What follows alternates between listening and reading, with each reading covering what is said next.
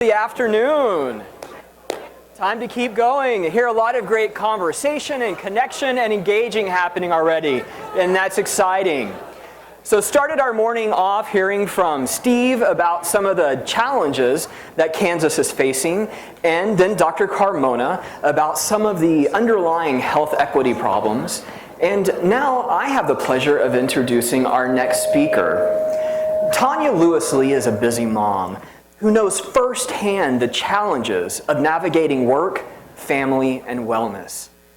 Lewis Lee began her personal health journey when, as a 13-year-old, she had to go into the doctor weekly for weight check-ins to control her weight. Her professional journey into health began in 2007 when she began serving as the national spokesperson for A Healthy Baby Begins With You campaign, initiated by the U.S. Department of Health and Human Services and designed to raise awareness about the crisis of infant mortality in the United States.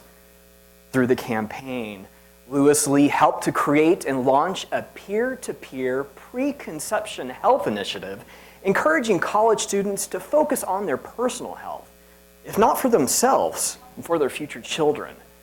Additionally, she produced a documentary, Crisis in the Crib, Saving Our Nation's Babies. And further, eager to create a women's health platform, Lewis Lee launched HealthyYouNow.com. As a children's book author of Please Baby Please, Giant Steps to Change the World, and screenwriter and producer of film and television, The Watsons Go to Birmingham and Monster, Lewis Lee helps to inspire others to lend their voices to important issues. Outspoken on women and race, Lee has appeared on national and local television and radio across the country. And she's appeared in a few print magazines, in newspapers, little ones like New York Times, Avenue, Town and Country, Essence, Ebony, Redbook, and the list goes on from there. Lewis Lee graduated from Sarah Lawrence College and the University of Virginia School of Law. She lives in New York City with her 2 sons and husband Spike Lee. And after having some time to spend with Tonya last night, I think it's safe to say, buckle up. It's my pleasure to introduce Tonya Lewis Lee.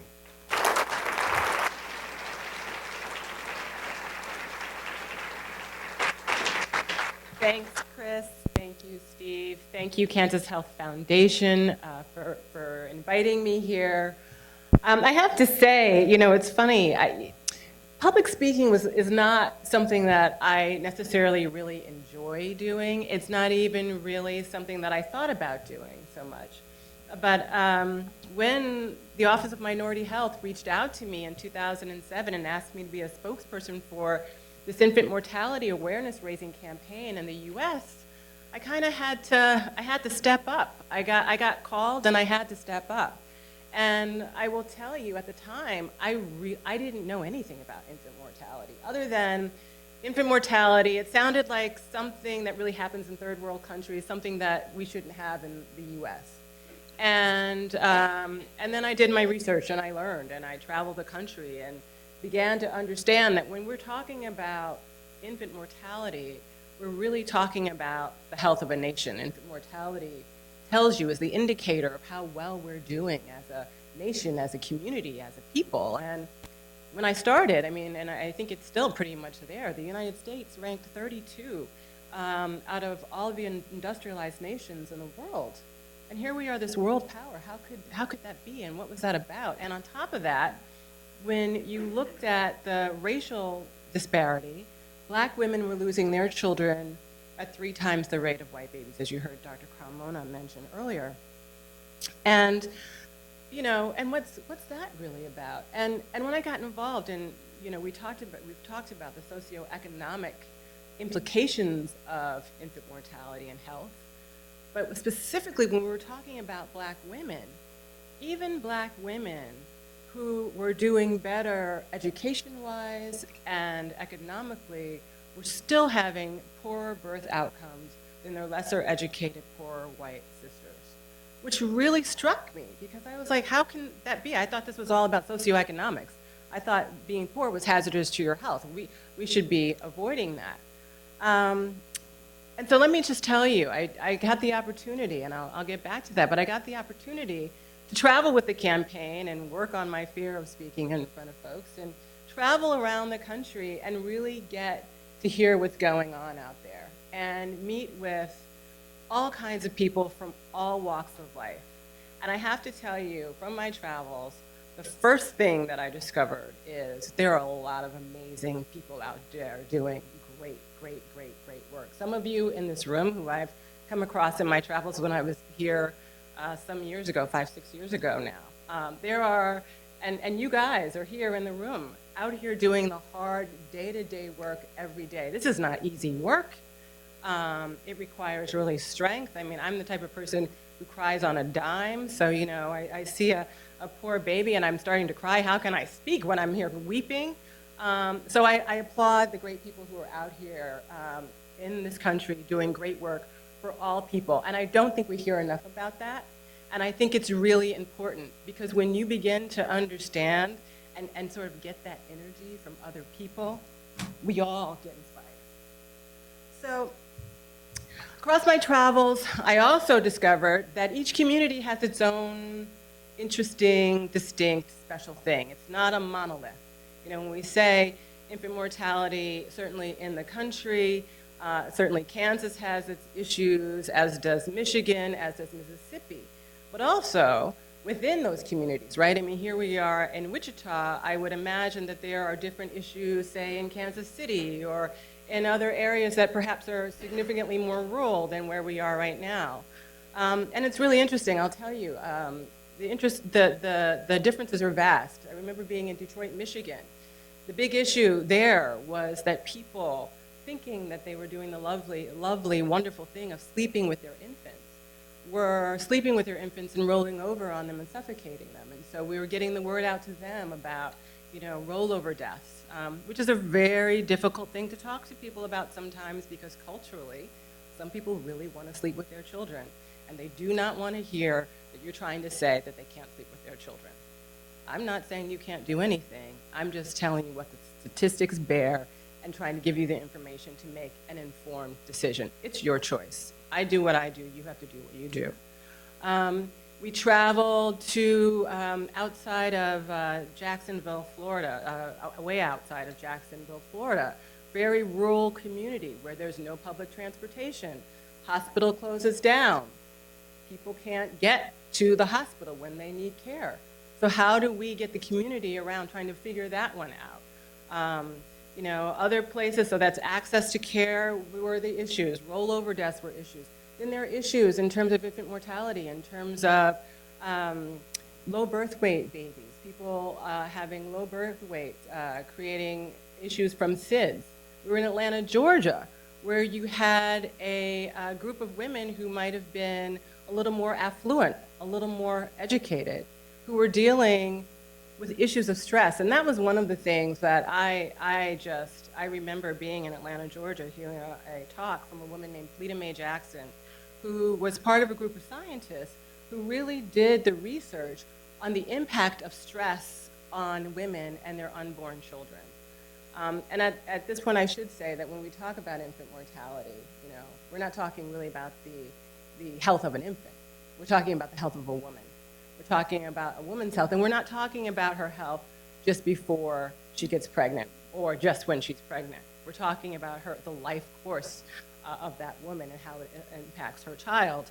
And when I was in Atlanta talking to women about the impact of stress, you know, Fleta Mae explained the concept of stress, right? That, you know, it's not just, you know, I walk in the store and maybe someone looks at me askance and I get upset.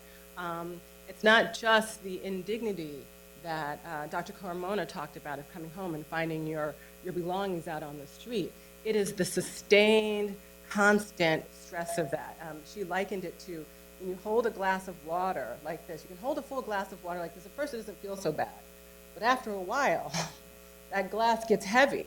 And that glass affects everything. And it's physiological and has a real impact on your body. And I just remember hearing her speak and almost feeling a little weight come off my shoulders, like, I'm not crazy. Like, this is real, and it really has an impact. And so I was really privileged to be able to travel the country and hear these issues and talk to thought leaders. What we would do is we would gather, I would come in with the federal government. They would arrange to have state and local government leaders, community activists, much like the people who are in this room, people who are on the grassroots, down to people who do home visits. And we would get together, do an event, bring women together and talk about these issues. And we were feeling, pretty good about ourselves, that we were getting the word out in the first year, but we were also having this feeling like we're just sort of helicoptering into communities. And I didn't want to just come into a community and say, hey, yeah, you got a problem, good luck, fix that, and go back to my place in New York. Like, what could we do that was more sustainable, that could offer more help? And so in the second year, I can't take total credit for the idea, because I had some incredible people who I worked with at the Office of Minority Health at the time. I used to say they restored my faith in government, and then the regime changed and they left, and oh well, I don't know where things are now. But they were amazing people, and what we did was we decided that what we really needed to do was start talking to women, as I said, way before they even think about becoming pregnant. We decided that what we needed to do was maybe reach out to the college population. And so we piloted the program on 4 college campuses. We called our students our preconception peer educators, and we brought about 10 to 12 students to DC, gave them a 2-day training around issues of health, of infant mortality, talked to them about advocacy, and we said, okay, our campaign is called A Healthy Baby Begins With You. We want you to now to take all this information back to your college campus, speak to your students, get some other students involved, speak to your college community, but also these schools are often in communities that are underserved. Serve your community beyond your walls and see what happens. But we want you to take what we've given you and really make it your own. Do it yourself. And I have to tell you, college kids are amazing, and we should use them always. These kids came in with really innovative ideas, thinking about health issues in ways that I hadn't thought about. And these are young people, some of them who were thinking about public health, but not all of them. Some of whom had their own health issues. Some who were obese, some who hadn't really thought about how to take care of themselves so much. And I will tell you, out of that group of women, one of the things that's been tough for me, having traveled a little bit, sometimes you feel like you speak to these issues and it's like, are we really making a difference? And I remember I was traveling with a woman who was an ambassador for the March of Dimes, and I was really frustrated one day, and she looked at me and said, Tonya, if you get one person, just one, you've done something. And I know from my students, their lives changed themselves, but they also changed the lives around them. I'll give you an example. We were at Morgan State, and the students there reached out to the outlying Baltimore community, a very underserved community of kids. They brought a bunch of those students to Morgan State, some of whom had never been on a college campus, hadn't even thought about a college campus. They did a step show for these kids, showing them what Greek life could be like. I spoke, they had someone, and I really spoke to inspire them to realize that they matter. I know now everyone's talking about Black Lives Matter, but I was talking to them about that their lives matter. Because I think, we assume that people feel this or should know this, but you can't tell young people that enough. Especially when they're out there and it doesn't seem like anybody really cares about them. And just showing up means so much to them. I just remember that day in Baltimore, 2 young men, they couldn't have been, maybe they were 15, 16, 17, came up to me and said, thank you so much for caring enough just to come here to speak to us. That means so much. And I don't know what's going on with those young people today. I have no idea. But I do know in that moment there was a connection that meant something to them. There was a young woman who spoke about losing her child before her first birthday. And in that, there was a community, there was a connection, there was an excitement.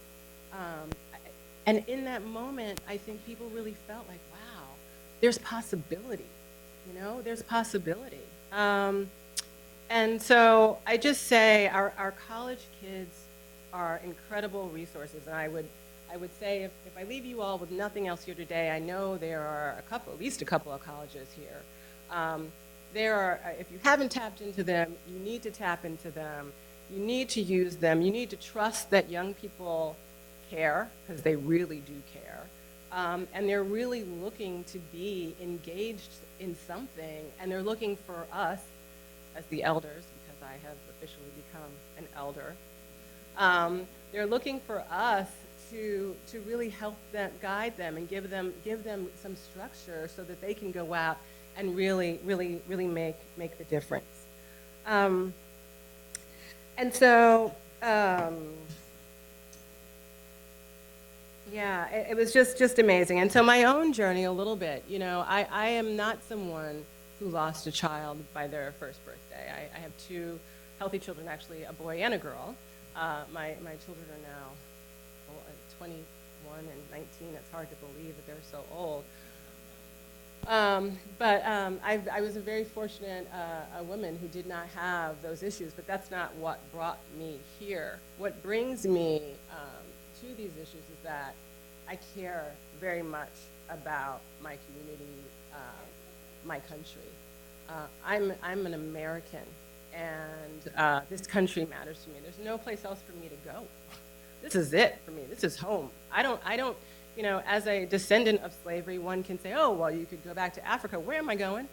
I don't know that place. I don't know where I come in Africa. I am an American, and America matters to me. It's my country, and I have to do something about it. And I think, as we talk about these issues and we think about what's going on out here, I think maybe Dr. Carmona or someone alluded to the fact that often, especially underserved Black communities and brown communities, feel like, well, I'm not a part of it, so therefore I'm going to sit it out. Nobody cares about me. And I think that there's, we need to be telling the stories of those that have come before to remind us all that this is ours, and we're going to have to make it a better place. I look at Mrs. Joan Williams and Dr. Vesey, and I say very deeply, thank you. I was in tears earlier today because I know that but for what you and the other soldiers out there like you, I don't know where we would be. And I know it's because you saw that America needed to be better, and you made America better. You did that, and if you can do that, that tells me maybe I can too. Maybe I can lend my voice and do something better. And again, sometimes, part of my issue in traveling in the country and speaking to the issues that are so big and vast around infant mortality, it's like, who am I to come up here and tell anybody about anything? I just happen to be a regular person, a regular girl who, grew up traveling. My father traveled around the country with work, so I moved around quite a bit. But I'm just an average person. I've spoken to young people, and I will say to them, Barack Obama, Michelle Obama, regular people, who really just decided that they were going to do something about where they live. And we can all do that. And again, I also think it's really important to tell our stories. When we talk about these health disparities, race is real. And the history of this country is really hard. It's hard. It's painful. We don't want to deal with it. None of us want to deal with it. And I'll tell you, it's interesting, the reboot of Roots just aired. And there's been a lot of conversation, a lot of chatter, a lot of people don't want to watch it, Black and white. Oh, I don't want to watch that. I'm tired of the slave narratives. Oh, another slave story. Do I really need to look at that? People, we have to deal with it. We are not going to move forward if we can't have the conversation. It's painful. It's ugly. It's brutal. It's inhumane. I'm not ashamed. I am very proud of my ancestors. I'm here. I survived. My ancestors were working hard under brutal conditions, thinking about me one day being right here. And I got here. How amazing is that? If I can survive. And even when we look at these health disparities and we look at it from a racial point of view, and yes, black people are not healthy. We're not doing well in a lot of ways. I mean, there's a lot good that's going on out there too, but we aren't doing well. But we're here. We've survived, and I don't believe we survived in vain. I mean, there's a reason we're here. I believe that we exist in this very delicate ecosystem where we're all connected, whether you like it or not. I mean, I talk about my African ancestors, but clearly that's not all that's here, right? I mean, we know that. So we're all connected, and we've got to recognize and tap into that. It's so funny. I just met Dr. Carmona earlier today, and we were talking. He's like, so how did you come into this space? I said, oh, well, I worked with the Office of Minority Health. He said, oh, really? Who'd you work with over there? I said, oh, Dr. Garth Graham. He goes, oh, I hired him. Turns out I really worked for Dr. Carmona. Who knew? I mean, it's so amazing how we intersect and connect in ways that we don't even realize, and we're so interdependent upon each other. There is, I appreciated the economic argument that Dr. Carmona was making, just from a financial point of view of how we're connected. But, I often say that if you look at what's happening with black and brown people and their health, he talked about it from an economic point of view. I would say, even from a health point of view, if you don't care about those people, you should pay attention, because they're the canaries in the coal mine about what's coming down the line for you eventually if you don't take care of it for them. It's coming. It's coming. And I'll give you an example of that. Drugs. Here in the United States right now, we're having a major issue with drugs in white communities. Heroin and opiate addiction is taking young white people down in a way, and it's so fascinating to me. I just have to say, I was raised by a Virginia woman who likes for me to be a certain way, and there's a way you talk and mixed happiness. So I have that with me all the time. So I try, and then I have a husband who just says whatever he wants all the time.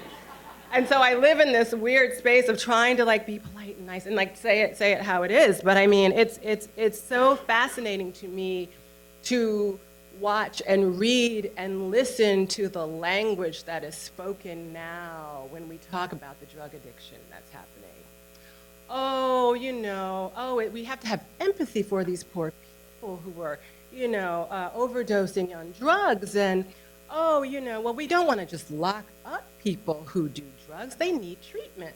Well, where were these people 20, 30 years ago when the crack epidemic was happening?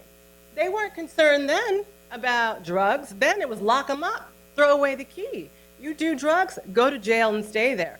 Now we're having a different conversation. Well, if you had looked 20 years ago and saw what was happening, you could see that eventually you were going to have to deal with it. So I say that to say that we need to care, if nothing else, because you don't care about those people. You care about yourself. Pay attention to what's going on out there, because it's going to come for you too eventually. But I care about all people.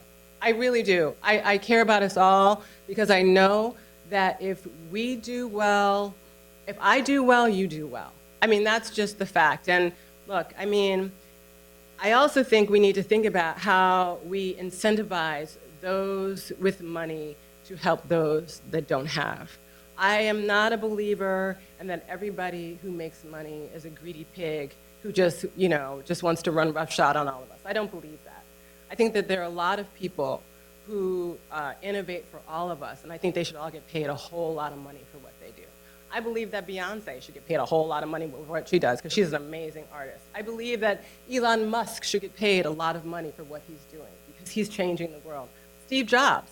But I also think we need to think about how we incentivize these people to come and help those that don't have the same resources. How do we look at communities that don't have stores, services? Yesterday, I had the wonderful opportunity of having a group of about 15 women, late 20s, early 30s, to have a conversation around women's health and what's going on here in Kansas with women's health. And one of the things that I heard a lot about was a quick stop shop, the sort of grocery store at the gas station, quick trip, that a lot of people like to go to for lunch. Like, that's a great lunch spot. I also heard that in some communities, that's all there is. There isn't a grocery store there. It's just a quick trip. So how do we incentivize businesses to come in to those communities and provide healthier options? How do we get someone like a Whole Foods to say, hey, why don't you try a kiosk here? And then how do we help them figure out how to get people working and create jobs in those communities so that, you know, that they become more vibrant? As Dr. Carmona said, the government's not going to do it. The government is not going to do it. We have to do it. Private citizens have to do it. But it's all hands on deck. And, you know, I will say, like I said earlier, I would travel into communities with the federal government. But we couldn't just do it as the federal government. You have to engage the people on the ground, the local governments, state, local governments, and all the people who are on the groundwork. When we all come together, and then you bring in the business, big business and money, and then we all come together. If we really care about these issues, I think that's how we really make the difference. So, you know, for me, you know, I worked with the Office of Minority Health. They were wonderful. Regime changed, priorities changed, money goes elsewhere. But I keep the work going. And I have to say, I think that the Office of Minority Health reached out to me to be their spokesperson because it didn't quite seem like a natural choice initially. Like I said, I hadn't lost a child. But I did work, as you heard, I've written a couple of children's books. And the first book that I wrote is called Please Baby Please. And it features a little brown girl with curly hair on her head. It's like little bubbles, little curly hair. And I did that because when my children were little, I was looking for books and images and TV of children that looked like them. And I didn't see enough. And I said, you know what, someone ought to write a, and I said, well, okay, maybe I'll do it. You know, and I was, again, lucky and privileged to be in a position where I was able to do that. And because I know, again, that it matters, not just for brown children to see themselves reflected in media, but also for all children. One of the great joys that I get sometimes, you know, I've gone on YouTube and Googled, and I get to see, you know, people who are reading Please Baby Please to their kids. And it is a vast range of people who do that. And that's also how you sort of change the way people think about people, right? I mean, to me, it is a crime that I have yet to see a film that shows sort of a black Harry Potter or Katniss Everdeen or, you know, really that lead black character so that young people and all people can see that, wow, maybe I can have I'm powerful other than just being the sidekick. That images matter. It makes a difference. And so I wrote those books. I wrote that book, and I've produced television because I do care about young people, because young people eventually become us and can really make a difference. So I guess in closing, I will say that I continue to fight the fight, even though it's hard. As you mentioned, as Chris mentioned, I do have healthyounow.com, which is my platform, which is my responsibility that I take care of and I finance. And I try to get the work out there, but I'm really lucky because I have the opportunity to reach out to other partners. Cosmopolitan Magazine is here with me. Danielle McNally from Cosmopolitan came with me today, and I thank you so much, Danielle, for coming. Again, it requires all hands on deck, and for a media company like Cosmopolitan Magazine to send someone to travel with us here, to hear what the issues are, to convene with the women of Kansas, and to hear what are the issues that matter to you. Again, I mean, I think that's important. No one is trying to tell, at least I'm not trying to tell anybody what it is they need to do. Like, And that's what was so great about last night. We had an opportunity to hear what the issues are to these women. And I will tell you, some of the issues I heard were, again, the quick trip and not really having necessary access to some grocery stores in some communities. As in every community, there's one side of town and another side of town. And one side has some resources, the other side does not. And that is not unusual. I mean, I was in Florida, Palm Beach County, Florida, one of the wealthiest places on the planet. Right across the bridge, Belle Glades, Florida, one of the poorest places on the planet. How is this possible? How do we not take care of each other? How do we do that? But again, it's biblical, right? Cain and Abel didn't get along. So, I know it's big work. I get it. It's not simple. But I'm telling you, I love Dr. Carmona mentioning that, we're just 300 million people. That's not a lot of people. And when you really think about that, it makes me feel really vulnerable. I don't know about you, but it makes me feel really vulnerable. And the idea being that if we're not getting along, and then we're going to piss all those other people off out there, I mean, so we got to get it together, for the sake of us all. There are a lot of other people out there who might, count me in with some of those other people that I don't want to be counted in with. So, I continue to fight the fight. Sometimes it's hard. Sometimes it's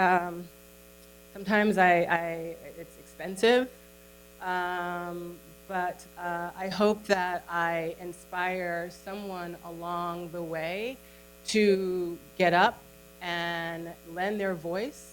Because if I can lend my voice, that inspires one other person to lend their voice, then something will change. I mean, I'm not a doctor. I'm not a politician. I'm just a regular girl, really trying to, do some good. And by the way, I also, I have another job. I mean, I still write and I still produce and I still try to figure out how to make this all work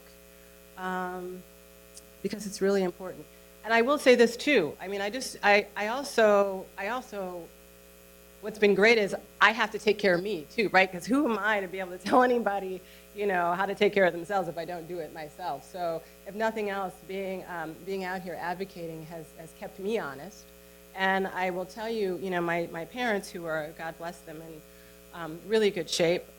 Thankfully, my mother just went through a bout with breast cancer, but the prognosis is good. She just finished her last chemo treatment this week, thank God. And I think she'll be all right. But both of my parents, when they were my age, they were taking medications, Again, we're Southern, we like that Southern food, Southern living. I mean, I think sometimes in the back minds of black folks, there's like, we worked 400 years. I'm not going to do any exercise. I worked hard enough. And, we got to get out of that mentality. But because of the choices that I have made in my life, I'm not taking those medications. Like, it can change, you can change. And I know not only my parents took medication, my grandparents, so hopefully the choices that I have made will influence the choices of my children. And so going forward, we'll all be a little healthier. So what you do personally matters to yourself and to your children. And as you hear, hopefully then I'm not, a weight on my community because I've taken care of myself. And maybe, I can then, if a natural disaster comes, I can be part of the rescue effort. I'm not, someone there who's sort of weighing it all down. So two things I want to leave you guys with. One, tap into your college kids. Tap into young people. Use young people. They really want to matter. They really want to have their voices heard. They really want to make a difference. And they just need you to help and be a guidance and encourage them. Use them. And we have to move out of the way a little bit too to let them get in lane. So move out of the way and let them come in a little bit. I mean, they can be really helpful. And two, don't just talk about it. Be about it. Take care of yourself. Take care of yourself. You can't save anybody if you don't save yourself first, right? What do they say on the plane? Put your mask on first, then put on the mask of someone next to you. That's real for all of us. Take care of yourself, and then, you can really, really make a difference. So with that, I say thank you so much, and thank you.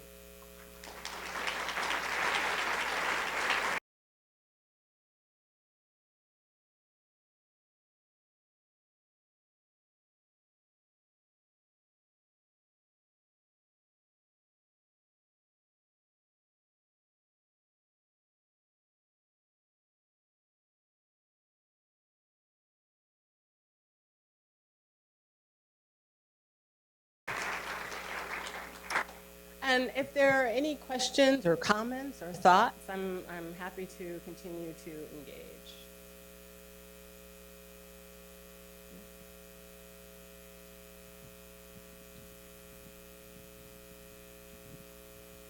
Thank you for your remarks. I don't have much of a voice, so I'll try to be heard. I really appreciated your comment about the importance of listening to the people who are involved. In the civil rights years, part of the anti-poverty program that we have lost sight of was the requirement that any anti-poverty program include the people who are affected by poverty in the planning. And here in Wichita, we had a big fight over that. We had, you know, I mean, the black community for one, and the Hispanic community and others had to really insist on being made a part of these committees, because often it happens, you know, in agencies where people don't even know that it's happening.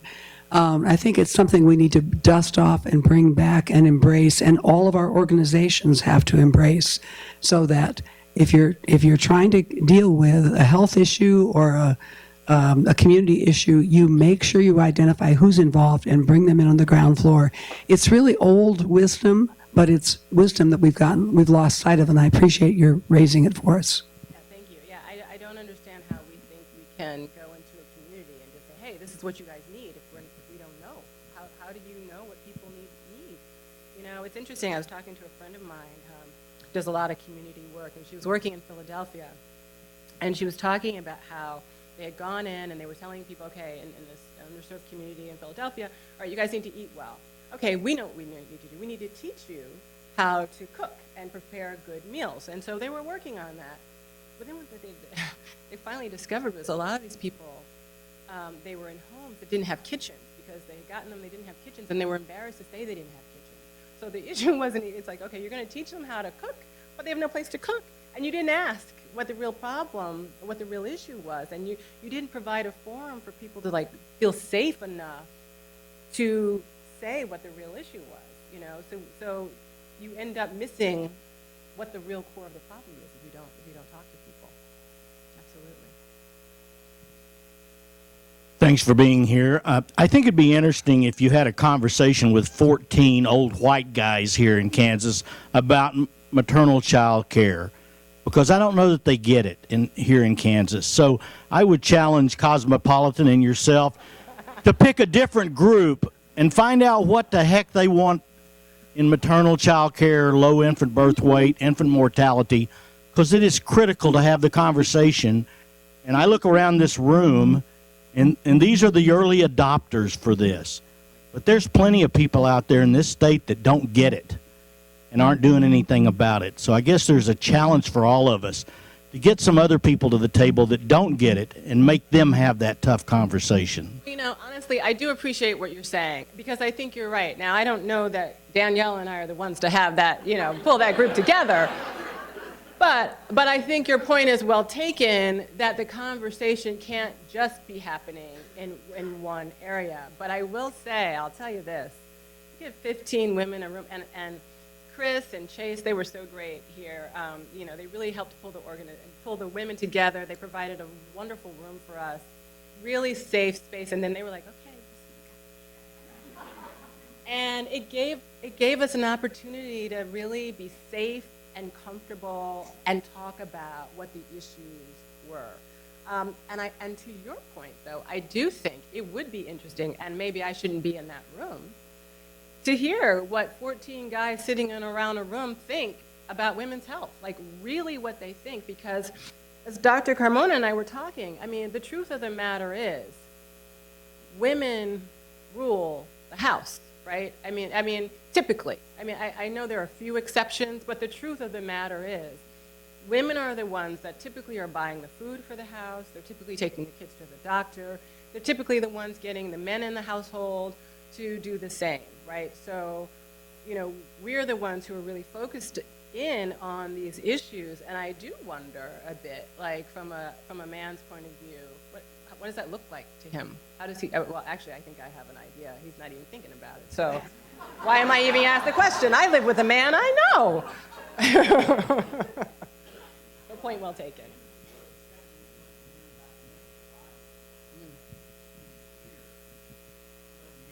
Sorry, what men think about domestic violence and violence in the home and how it affects child abuse and, generational things. And this is the same kind of conversation. We need to have it across all spectrums.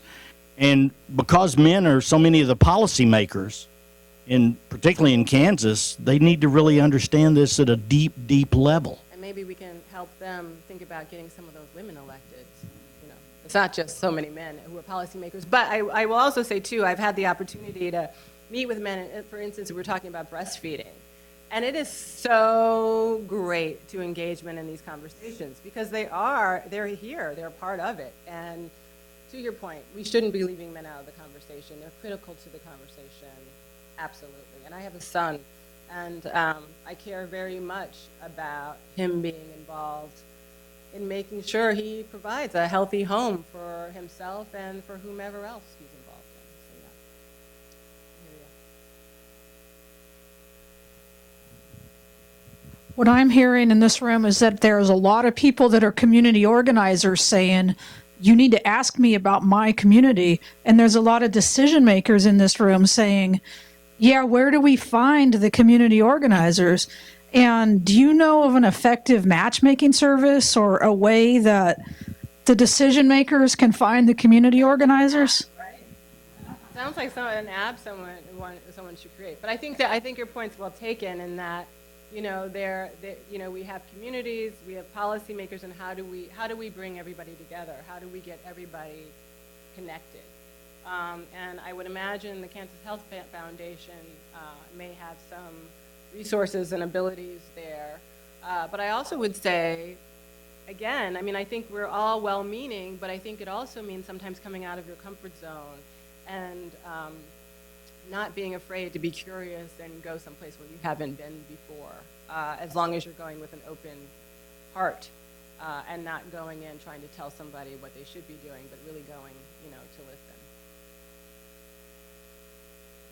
Yeah, Tonya, thank you for being here. I just curious, with your work in infant mortality, have you seen any strategies that have worked in some states around this issue? It's interesting. I will say, I think awareness is number one. I found, and I'd like to take credit because a couple of years after we started the campaign, and I traveled with the campaign for a good 7-8 years. There was a study done, and it looked like infant mortality rates were down. They did a 5-year study, so I'd like to say we had an impact, but I can't really claim that totally. But first and foremost, I think awareness is really, really important because I don't think people really even think about it. I think raising awareness and consciousness about what you eat, how you exercise, individually is one thing. In terms of what's really working, it's a very tough issue. I know there's Christy here who I met 5 or so years ago, and we were just chatting earlier. She works in infant mortality issues here, and she was just saying, it's still, it was great. We galvanized, we got energy going, we got people excited, but, the rates are still hard to move. So what I would say, and awareness is key, and persistence. But I haven't really seen the answer yet. Racine, Wisconsin, had some infant mortality rates drop.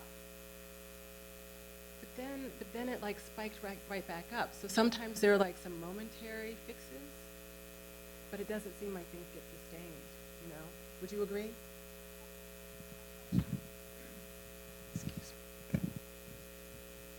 My question is, how do we keep the momentum going? Because, it was the Ministerial Alliance that said to us when we were working on having you come the first time, we know that infant mortality is a problem. We know that our black babies are dying at a much higher rate. What are you going to do about it? And so we had this effort, we went statewide, and we have many great things that are happening. But then we have this uptick. So how do we keep the momentum alive? How do we keep, and there's so many competing issues. So that's what my question for you was, as you've been across the country, how have you seen the efforts continue and the momentum just stay forefront? Well, in full candor, that's part of the issue, right? I mean, that's part of me even coming sometimes to speak on these issues, because it's like, what am I going to say? I can't say anything here today that's going to be able to send you out there and fix the problem tomorrow. It's not going to happen. And so I will say that the key, I think, is to stay on course. What I wish would have happened was that while I was working with OMH, that we had continued the work. I wish that we were able to continue to expand our preconception peer educators. We were going. I mean, it was so funny. The CDC was even getting mad. They were like, oh my God, they're doing such great things. How come we're not doing that? I mean, we were making things, shaking it up. And then the regime changed, and now we're back trying to redo it again. Which is why I started Healthy You Now, which is why I'm here, because I want to keep it going. I know how important it is, but the fact is, it takes money, it takes people, it takes resources, and it's hard. So what I would say is, like, keep your people up, keep them feeling positive and optimistic, and just really keep at it and engage as many people as you possibly can. And again, awareness is critical, which is why I come to speak.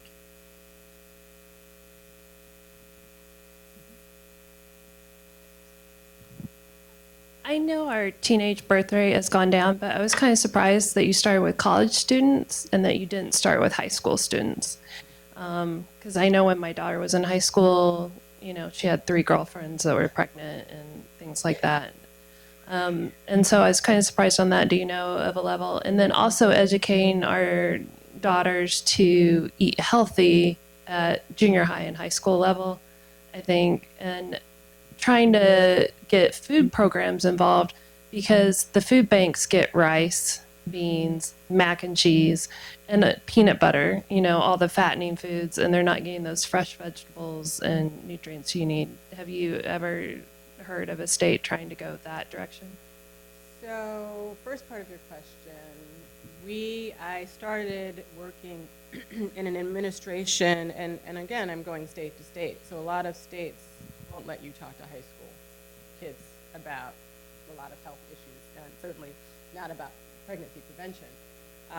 I was in Tennessee visiting a group of young girls. They were probably 12, I think maybe the youngest was 11, 12, 13, pregnant girls.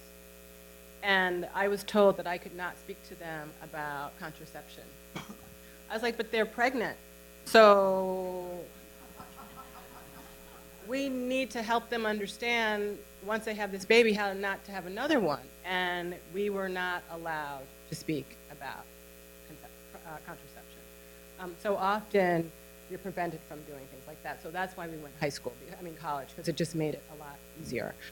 Although depending on where we were, some college students did go to high schools and talk to high schools. So that's how we were able to get the high school kids.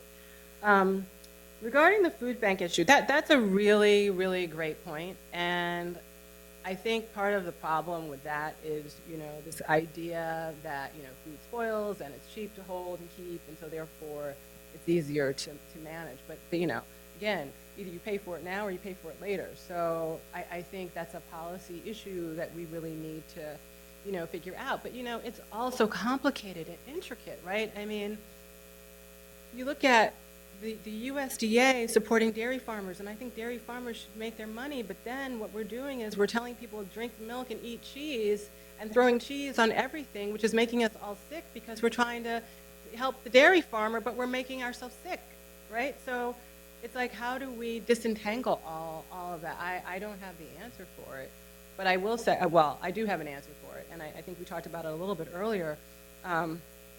Voting really matters. Your vote matters, not just in the presidential election, and trying to figure out how to get, especially young people, really galvanized to get out and vote in a state and local election, because we think, and it does, I mean, the federal election matters, but really what matters is what's going on right here at home. And not only getting people out to vote, I mean, really nurturing all kinds of people to run for office, you know, making sure that, you know, young people feel that they can maybe get in there and make a difference. I think that's how you get at some of those issues. Hi, I'm Deborah Bolton from Garden City. Thank you for coming, and thank you for getting out and asking women the questions about what will affect their lives health-wise. And so I just want to also thank the Kansas Health Foundation for providing this forum in which we all get a chance to voice our opinions. And I have an idea. Why don't we move a health symposium like this into the communities and ask the people, the underserved populations, what would make your lives better? Well, I think that's a really great suggestion. And I think we need them in this room. You know, I mean, there are a few of us here, but we really, and again, I think the Kansas Health Foundation is amazing. I really wish there was a Kansas Health Foundation or something. And I know there are different organizations doing things, but the spirit behind what's happening here is real. Like, I just love, you know, the whole definition of what health is and the way you hold on to that, the physical, mental, and social well-being. People don't talk about health as a social thing, but here you guys are talking about it. And so, you know, I think that's a great suggestion to bring those people into the conversation, for sure. I have a question. First, I want to say that, you know, your husband is a great guy, but you are the one that truly rocks it. So, thank you. Thank you. My question has to do with reaching the college age and younger crowd. And I see there are some young people here, but what do you think is the best way to reach them? And if you're going to say social media, which I know is probably one of the, what have you seen that truly works with reaching that age group? So, you know, for us, we had the opportunity where, you know, we were able to tap into people who were on campus. So, like, at the University of Pennsylvania's nursing school, the dean of the nursing school really cares about these issues. So she was, like, right there. The folks at Morgan State, it's just people that we knew initially. Folks at Morgan State, I knew someone at Spelman. Somebody knew someone at Fisk. And so, you know, we tapped into those people that we knew cared about women's health issues. So I would say, if there's a school that you are connected to, and even if you're not, but there's a women's health department or a health department, and maybe there's some women's issues, go to the leadership in that school, and then that leadership will find those students who then we can activate, because you need support of the school. I mean, and that's what I found too, because it wasn't just that we had the students. I mean, we had the school. You know, we could go on campus, and by the way, we expanded that program to like thousands of students across many schools across the country.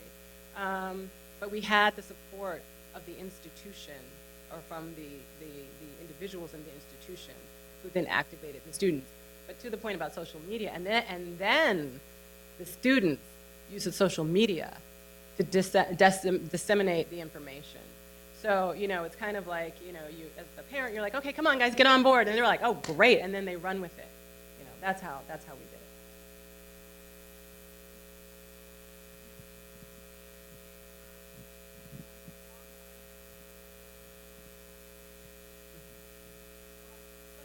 Sometime about the Watsons Go to Berkeley. Absolutely. Did you see it? Yes, Okay. and it's one of my favorite books. But I'm a mom of two boys, and I've taught over 5,000 kids in 32 years, and I've seen a lot of I think the missing part of this equation is young boys, and how they are being informed, because I've watched too many teenage boys become serial fathers, if you will, and that's a problem. That's a problem with women's health. So there's a missing part of that equation, I think. Well, I appreciate your comment, and I will say that, especially I think as a mother of a son, I do think that there is a huge miss that we have on boys. I 100% agree with you. I think that there is an expectation, even of the way we deal with boys in school. I think often we don't even know how to talk to boys or deal with boys, and so I completely and totally agree with you, and hopefully. And again, in terms of health, right? I mean, it's like it's always on, because the girl has to deal with it for the rest of her life. I mean, a boy should, right? But I guess we feel that, oh, well, he can go off and do whatever, and she has to deal with it. I mean, that's just, I guess because she carries the baby, we just assume she has to carry the full burden, and that's what has happened. But boys need an education, too, 100%. Tonya, I was going to say I'm over here, but you can see that. So I wanted to say thank you because I had an opportunity to hear you when you came originally. I think it was Black Nurses Association, along with, at that time, it was called SIDS, the network, and its kids with Christy. Love what you have done and continue to do, and just wanted to be able to agree that it is about awareness.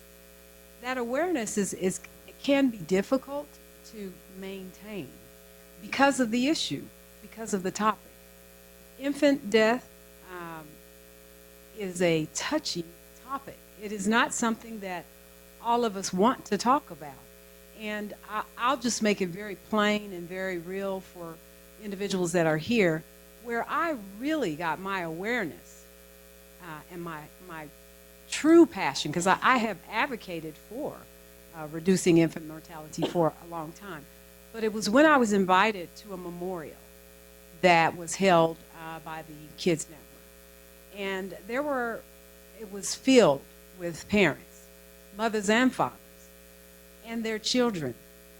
And it was filled with parents that had lost a child. And I walked away totally changed for the rest of my life, because I've never lost a child. I'm thankful. But when you see others that are in mass, and you see on the screens names and faces of babies that have died from 0 to 1, it changes you. And it's devastating. It's devastating. It's devastating for those families. It's And the devastating community. for our community. It's devastating for us all in ways that we don't even realize. Absolutely. Absolutely. So awareness, continued awareness. I agree with you. I agree with you totally. It's just, how do we do that? And I know you said money. Because that's real too, right? I mean, these are tough issues. I mean, Very much so. They're really tough issues. I mean, I have given talks where I've been in tears. That's what I say. It's like really hard. And you don't always want to deal with that stuff. But, for you guys who are out there dealing with it all the time, I say, really, thank you. Thank you, because I know it's not easy.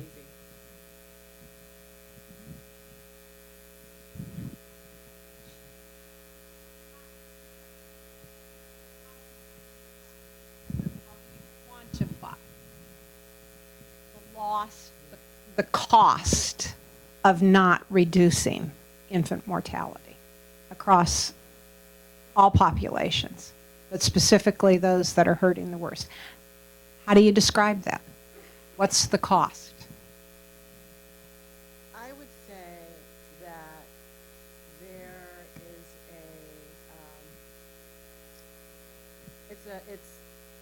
it's a moral, soul-crushing, priceless cost that our communities deal with. I think there is tremendous depression that comes from that. mental illness that we don't deal with, that is translated, that that we don't necessarily see, but we're feeling and don't understand it, right? When you have, poor women who are depressed, who can be mentally ill, who are just, devastated. That is, it's her health, it's her work, it's her, and that goes like this to all of us. Again, whether you know it or not, you're feeling it. And you see it, come on. We see it out there. We see these women, we see these families, we see communities. We know they're not doing well. You walk by them in the street, and you turn your head because you don't want to see it, because you don't really want it to touch you. But it does. And it gets in there. And it's moral. And I think, again, that's what I say, like, as this country, like, we gotta figure it out, because they out there are looking at us, and we're so small. And so we need to come together and figure it out for ourselves. It's like if you hurt your toe, right? You feel the pain, but it can affect the whole thing. It's a small little thing, but it affects your whole body, and we're the whole body. And I think about it too as the brain, right? We use what do they say? We use 10% of our brain. Well, how much of our population are we really tapping into, right? So to your point of what's the cost, if we don't have every hand on deck, all those babies that are lost, like who were they? What could they have become? What could they have done? Could they have cured cancer maybe that might have saved your child? That kind of thing. And I think that's very real.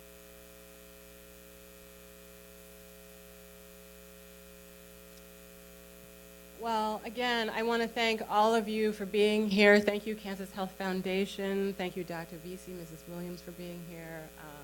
And thank you, Danielle, for joining me. Thank you so much.